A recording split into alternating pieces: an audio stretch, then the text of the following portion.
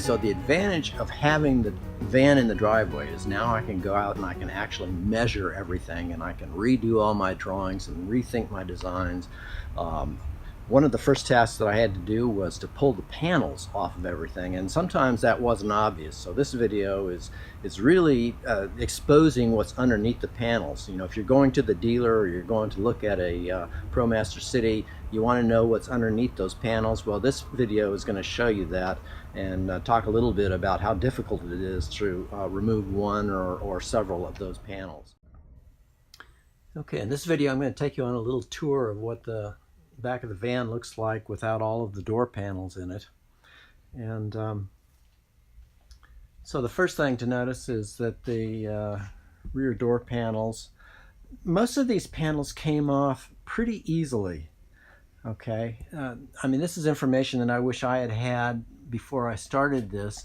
I would like to know where all of the cavities are, etc. And a few things to notice about it. Most of them, the panels just pulled off. Once you use your little plastic pry tool to start it, you could just yank it off. The one that I had the most difficulty with actually was this cavity right here. And you know, I guess it's obvious once you get it off, but these little clips press in. Okay, and in order to get them out, you have to put a screwdriver in there and then hold them out and then pull the panel out. That wasn't obvious to me, and I ended up, you know, gnarling up one of them pretty badly, but other than that, it wasn't too bad. I don't feel too bad because, you know, these panels, I'm not going to put these panels back in anyway. These cavities will be covered by insulation. They won't be visible. My goal is not to have any metal parts exposed in the back here, so I don't think you're going to see anything. The trickiest thing was getting the door panel off, and the reason that was tricky is because it pulled off. There are about nine pull tabs, except this little hole here is right up at the handle of the door. And in order to get that off, you have to pull off, let me see if I can show you. You have to pull off this handle, and to do that there's a bolt under here. It looked like, I thought it was a rivet originally, but it's really a bolt that you can take out, and then there are 5 Phillips head screws in here that you have to unscrew, pull it off, and that exposes 2 more bolts up here that you have to take out in order to pull this loose. Once you have it pulled loose, then you can pull this panel away from this handle. But that wasn't obvious how to do all of that until I got into it. But once you figure it out, it's not too difficult. First one took a while, the second one was very easy. What else? Oh, I took the there's a little panel right here that I took off, and that was a good thing to do because it exposes these cavities here. And the reason why that's important to me is because I want to drill a hole for insulation, probably one here and then one underneath is the best place I could find for it. And I will also have to run my battery cable to the alternator and engine battery, probably up through this channel here, taking this off. This is a cover for a gas sensor, so that, but the only issue with that is I don't really want to cover that up permanently with flooring, so it's important to know where this is and to accommodate for that. These panels here cover the wheel well, or not the wheel well, but the foot well for the wagon model, where you've got seats in the back, and then this is where people put their feet. Taking these off looks like it's going to be difficult. Most of them are bolts. However, there are some plugs in here. I tried to pull one of them off and I broke it, and I decided I was just going to leave these on here. Actually, when you put the seat all the way forward, it creates a cavity that you can access. So it's a good sort of a hidden little cubby hole there that you can use. And you can stuff tools or whatever in there. So that's pretty much it. I guess I took off the header here also. This was pretty straightforward, and the reason I wanted to do that was, one, for insulation purposes, and also I want to have access to here. I'm going to drill a hole in this for a hook for a reason that I'll tell you about later on. But other than that, it's pretty straightforward. One thing I want to point out to people, that it may not be obvious, but I want you to notice that these wheel wells are not identical. So it's the natural thing to assume is that wheel well is the same as that wheel well. But you see clearly when I show them one right after the other that they're different sizes and they're different shapes. Okay, so that has an impact. The reason it has an impact is because those wheel wells are so tall. It's kind of awkward, because this van is small enough, you want your bed low enough that you can sit up without hitting your head on the ceiling. And in order to do that, the bed has to come down below the top of the wheel well.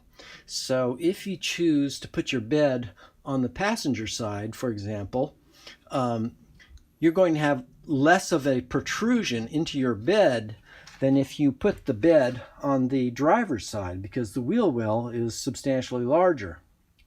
Now, I played around with it, and given the size of the bed or the height of the bed, it's only going to be 4 or 5 inches of this wheel well that has to protrude up through the bed, that I have to basically cut around with the bed and the cushions and all that kind of stuff. So, but that was a major determinant for me in reversing my original plan. Originally, I was going to have the bed on the driver's side, but now I'm going to have it on the passenger side so that I can minimize the impact of that wheel well.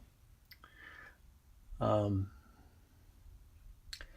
as I said, the rest of this was pretty straightforward.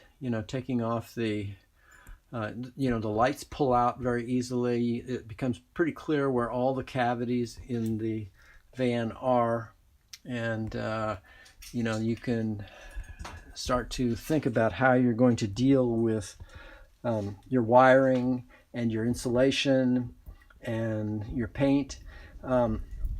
One of the things that I did was I bought some insulating paint, some lizard skin ceramic paint, which I'm going to spray the entire interior of the back of the van with.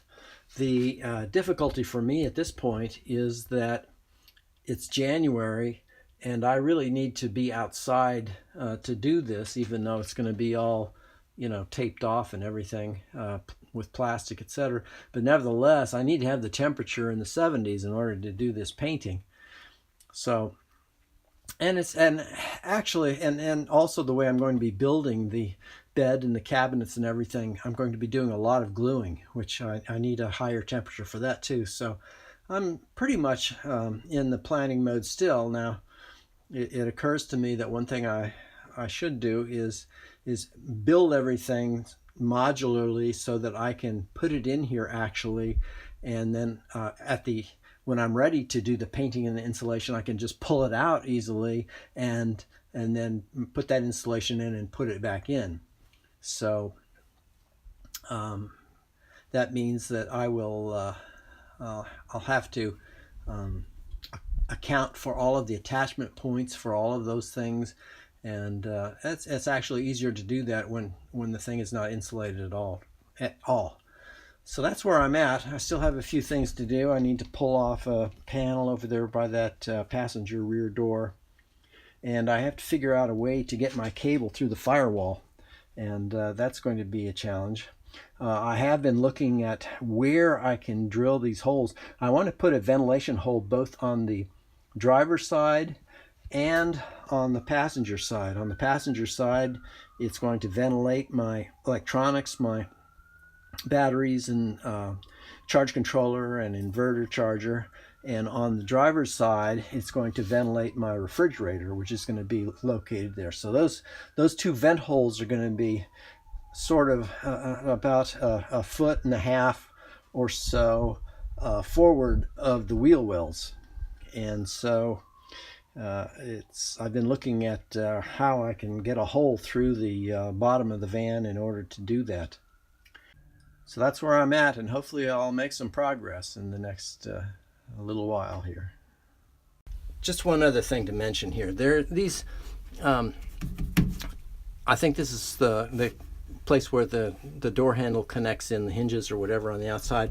Anyway, this has a plastic cover, and my thought was to take this cover off, and I did that on the driver's side, and it was a bitch. I broke all of the plugs, coming off of this, and this is such a it really wasn't worthwhile for me to do that, so I don't think I'm even going to do that on the passenger side. I'm just going to leave that the way it is. So anyway, just to let you know, don't try to take those things off. It's really not worth the trouble. So here's a real good application for this endoscope. Basically, this is the back of the van, and what I'm investigating is drilling a hole in the bottom of the van for ventilation on both sides of the van. On one side it's going to be to ventilate the batteries. On the other side it's going to be to ventilate the refrigerator, but it's basically going to provide an input airflow that will be exhausted through the MaxxAir fan in the top eventually. So the question is, how do I drill this hole through the bottom of the van? And I don't really want to go through the side of the van. So what I'm thinking is that these holes right here, here's the wheel well, and here's a cavity here, and here's a cavity here, and here's a cavity here. Now I can stick my hand partway in here and feel what's going on. For example, here, I'll probably get my hand stuck. If I put my hand in there, I can feel on this side of the van, right here, I can feel a piece of rattle trap, a piece of fiber. Okay? So that's what I'm going to look for. And what I'm interested in is how much of a platform basically is at the bottom of this cavity, that I might be able to drill an oval or a rectangular hole in order to create a ventilation duct, and then maybe take a piece of dryer duct or something like that to duct that input air up through probably this hole here. And so that's the question. And so I bought this endoscope, and I put it in here, and I'll show you what the result was.